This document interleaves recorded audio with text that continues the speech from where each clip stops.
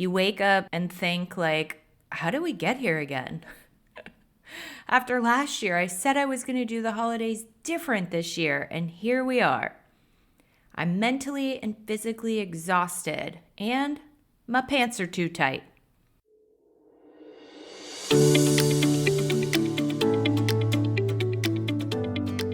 Do you struggle to maintain weight loss but desperately want to feel good in your own skin, confident in your clothes, and improve your overall health? If so, you're home. Hey, I'm Sam, dietitian, specialist in weight management, and former functioning fat girl. I learned the secret of how to lose and maintain weight by simply nourishing my life well.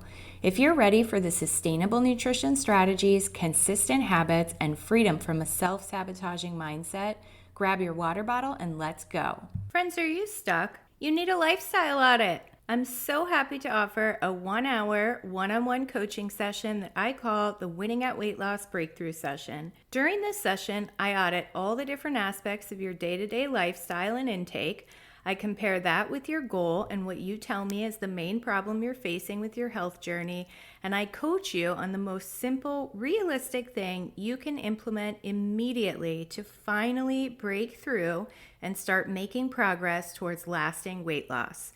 You'll get a recording of our session, a handout recapping your game plan, and I'll check in with you 1 week later to see how it's going. This is such great value that I only have 10 spots per month available. Click the link in the show notes to book your Winning at Weight Loss Breakthrough session as soon as possible so you don't miss out. Stop spinning your wheels trying to throw spaghetti at the wall, no pun intended, to find something that finally kickstarts your progress. Get your simple lifestyle audit in your breakthrough session and start winning at weight loss. I can't wait to meet you. Click that link in the show notes and let's hop into today's episode. Have you ever woken up on January 1st with the worst hangover of your life? Not just a hangover from the New Year's Eve champagne, but from the entirety of a holiday season fog.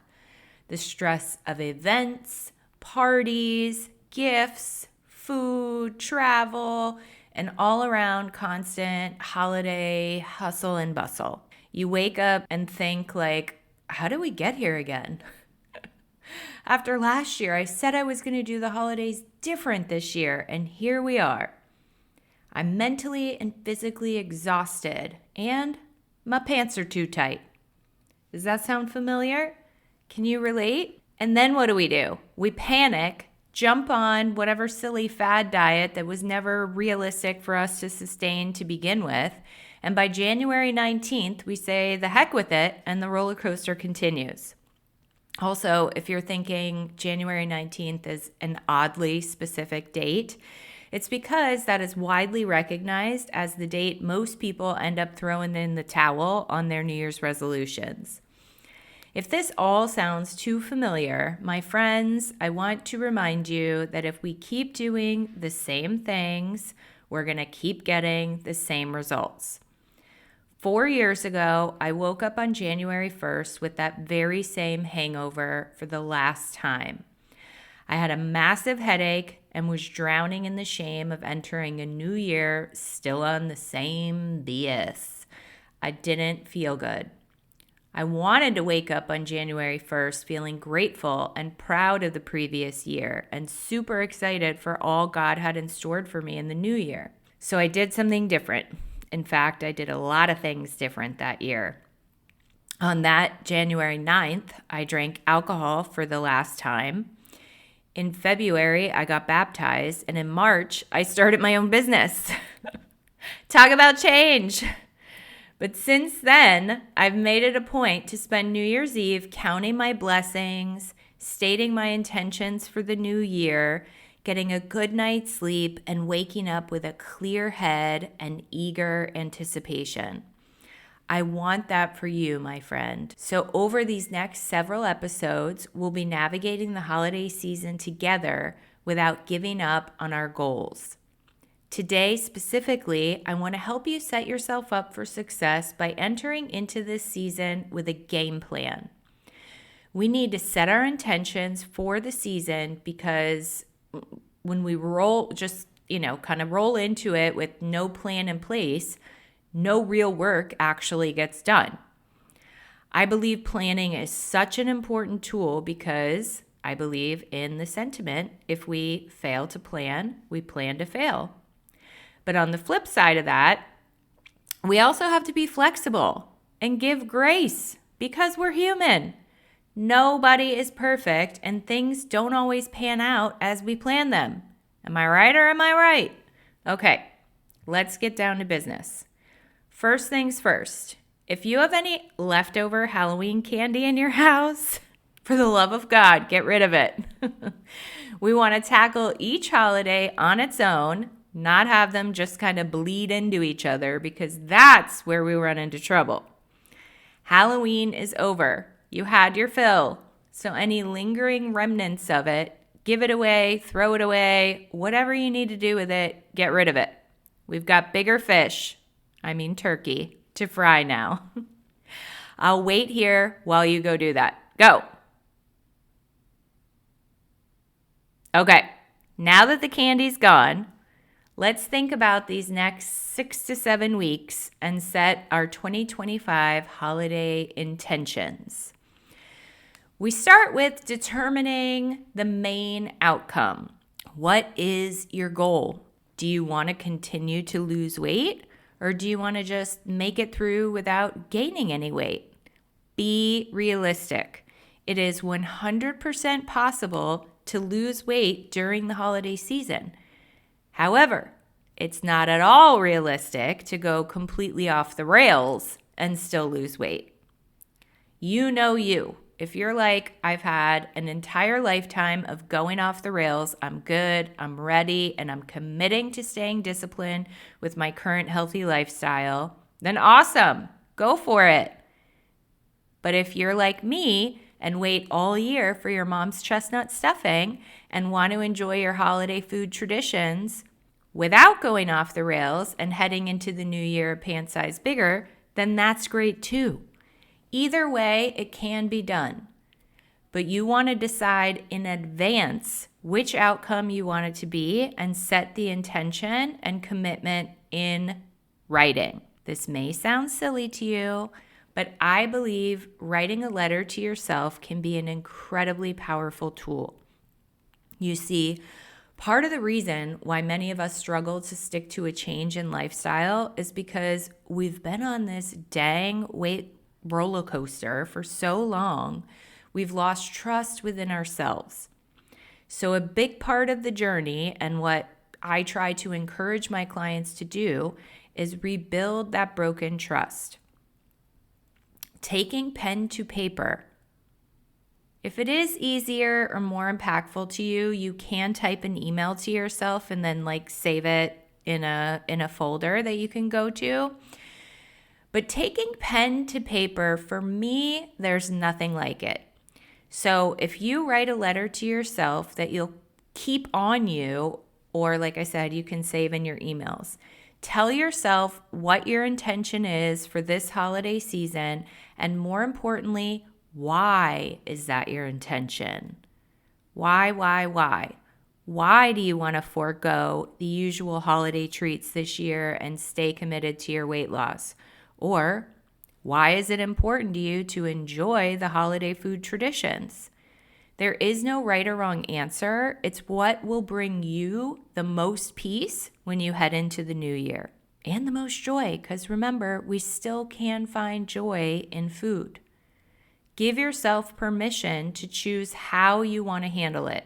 You don't want to say you're going to continue to lose weight because that's what you think you're supposed to do. And then if you struggle and don't lose any weight, you'll feel like a failure when it may not have even been realistic for you in the first place. If you physically write down, I give you permission to enjoy the holiday season without going completely overboard, we are kicking guilt and shame out of the equation and are able to peacefully enjoy the food.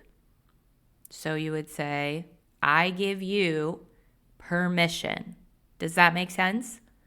So write a letter stating your intention and giving yourself permission to uphold that intention, whatever it is. Explain to yourself why you're choosing to set that intention. Basically explain what it means to you and why you're committing to it. Okay. Step 2 in your letter is how will you go about sticking to your commitment? Will you enlist an accountability partner to check in with? If so, name that person.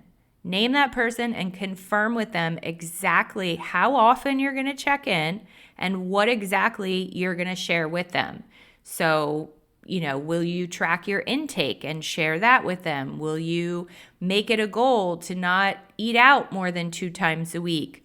Whatever it is, this is not me telling you to do those specific things. I'm just using them as examples. You want to sit and think about what is realistic for you in your life and detail it in this part of the letter. Also, I'm going to throw my own name in the hat for accountability. If you didn't hear my announcement at the beginning of this recording, I am thrilled to be offering a 1-hour one-on-one breakthrough session to establish what your goal is, what you think is holding you back, and complete a lifestyle audit to help you know how to break down those barriers and finally start to see progress. There's no better time to do it than the holiday season because we can set your intentions together. After your session, I send you the recording along with your game plan, and I check in with you a week later to see how it's going and provide any insight you may need. It's the best holiday gift you can give yourself. There's nothing like waking up on January 1st proud of how you handled the holidays instead of being filled with anxiety and regret. The link to book your breakthrough session is in the show notes, so if that sounds like what you need, you know what to do. And then the final part of your letter to yourself is really, I think, fun, or at least it can be. I want you to think of a consequence of not adhering to your plan. And then also think of a non-food related reward for yourself for compliance or for sticking to your plan. It can be as simple as like having to be the one to take the trash out if that's not normally your thing. Like if you're married and your husband or your wife is the one that normally takes the trash out, it could be that's your job for the next month. Or clean the toilets, wash the cars, something you hate doing. That's not normally a task that you have to do. What I find to be most impactful, because also I'm single, so I do all of those things myself anyways. I have to do it or it doesn't get done. So what I find most impactful is financial. Choose someone you trust to hold you to this. It can be your same accountability partner or someone different, but sign a contract with them. Make it yourself, of course. Don't pay a lawyer to do this. Sign a contract stating if you don't do XYZ, whatever your plan was, you will owe that person, whatever, $200. Now, the amount should be an amount that is impactful enough to you so that you feel it, but yet still doable and doesn't put you in debt. So if you're a millionaire, you want to aim a little higher than $200. But if your budget is super tight and every dollar counts, maybe even $50 is more suitable for you. You know what I mean? It should sting. It should definitely sting to have to let it go, but also not be so much that it puts you in a position where like you can't pay your bills and the lights are getting turned off. And then the reward should be something that is so special that it's not something you do on a normal basis, but also not too over the top that it's unrealistic or puts you in a financial predicament. For example, I stopped getting my hair done, my hair colored regularly at the salon a few years ago as a way to save money. I've been doing it myself and I hate it. So treating myself to a nice professional cut, color, and blow dry is a real joy. Same with pedicures. I used to have a standing appointment every 6 weeks for my pedis.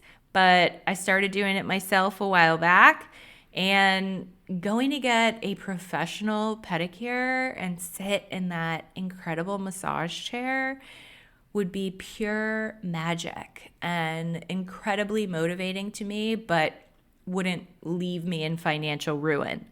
Maybe it's a massage or a facial. Maybe it's booking a hotel on the water for a night to yourself if your life is super hectic.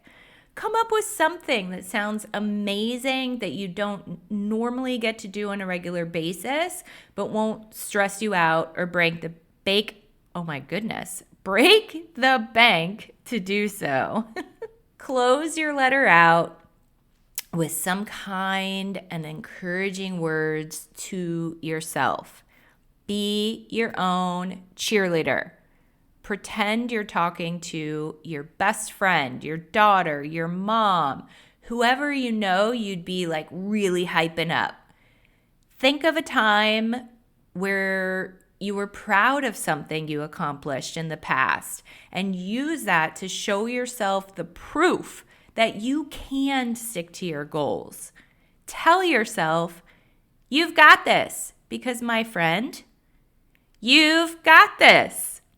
Sign it, fold it up, and keep it with you. I like to put it in one of those little side pockets inside my purse, so it's always with me. Anytime you feel struggle, just take it out and reread it to reel your mind back in and remind yourself of your commitment. Again, it might sound silly to some, but I quadruple dog dare you to do this, and then tell me it didn't help you to stay focused on your goals this holiday season. Friends, I want to hear from you. I want to know who wrote their 2025 holiday intention letters. And if you're really committed, you can share your letters with me, and I'll check in with you in January to see if you're following through on your consequence or reward.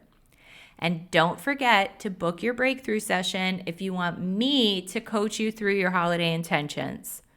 I love you. God loves you. Don't forget, you've got this.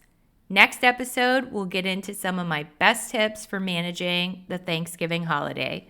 Have a beautiful day. Hey friend, I really hope you feel empowered by this episode. If so, would you take 30 seconds and share it with another friend who needs it? Also, please leave a quick review for the show on Apple Podcasts. It brings me so much joy to know this podcast is helping you. Okay, time to go nourish well, aka eat some good food. I'll meet you back here next time for another episode. I love you and God loves you. Have a beautiful day.